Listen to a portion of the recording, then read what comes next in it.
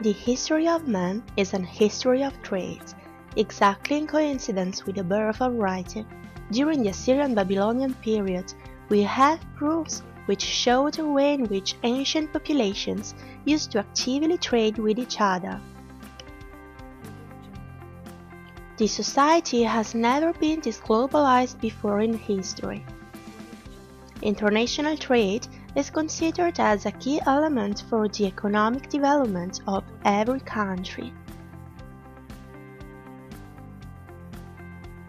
Trading means making choices, which could sometimes be difficult and complex, for a state which has to assess whether it is better to produce a certain good or whether it is better to import it from another country.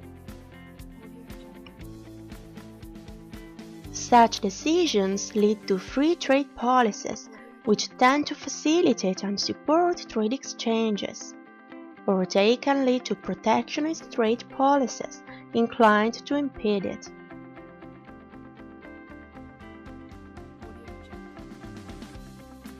Here we see the World Trade Organization, the International Monetary Fund, and the World Bank, established thanks to the Bretton Woods Conference agreements, on the scene to liberalize the trades, to bring the economic barriers down, and to support and facilitate international trade on a global scale.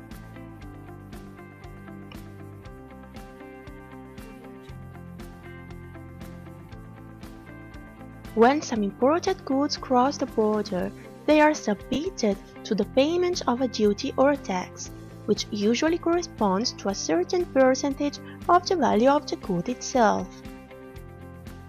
International organizations such as the World Trade Organization have contributed to avoid that the economic collapse could turn into the triumph of protectionism, making the global economy able to get over more rapidly.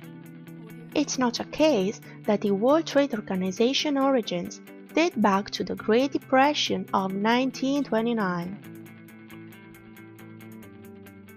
Not only has the first decade of the 21st century seen the worst global economic crisis since the Great Depression, but it has also experienced the standout on the economic arena of new great actors such as China, and the race for raw materials or for the energy supply, which have modified the structure of the global economy and of the international trade.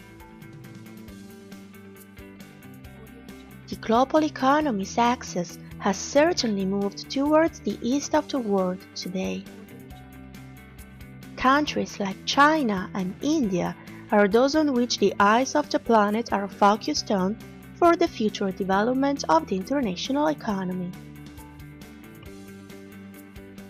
Since the birth of the GATT in 1948, the whole world has pursued a policy aimed to facilitate and liberalize the international commerce. The World Trade Organization follows four main principles in order to contribute to the fight against economic and technical barriers to trade. Tariffs principle, prohibition of quantitative restrictions, the most favored nation, national treatment. It is demonstrated that those countries which have liberalized their economies through the creation of customs unions, free trade areas, or through bilateral agreements have benefited from it, gaining a major growth than those countries which chose a protectionist direction. Trade liberalization gave the chance to part of those developing countries to permanently integrate themselves in international economic flows.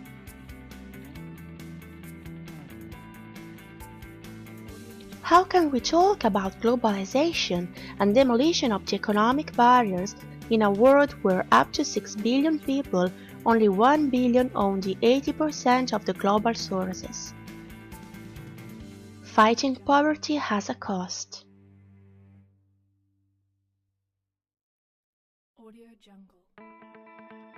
The real situation for many poor countries is that there is just no way they could ever afford this process.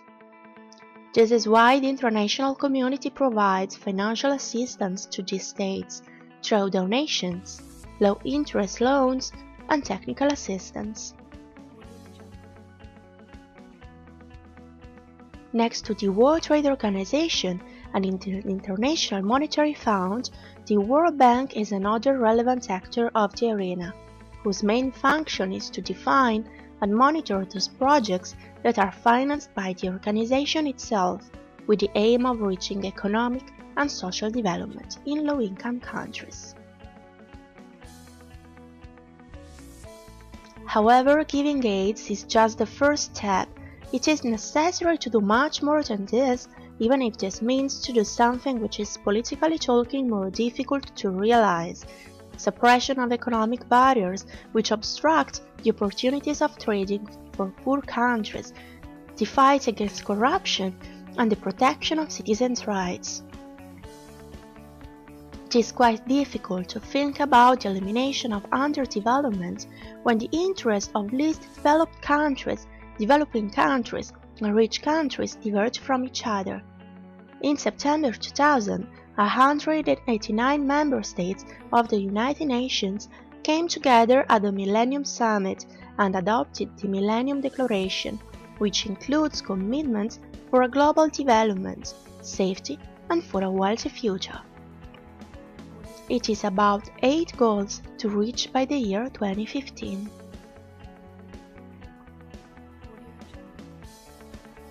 Linguistic and intercultural mediation assumes a more and more relevant role in this international context, inside institutions and companies, in a world where people try to reach an economic and social balance among countries which still remains influenced by different and contrasting cultures, religions, and lifestyles. The international community must commit itself in an equal distribution to all countries of the profits offered by the World Trade Organization and by the other organizations that cooperate with it, in order to reach that balance which allows a better global quality of life and services.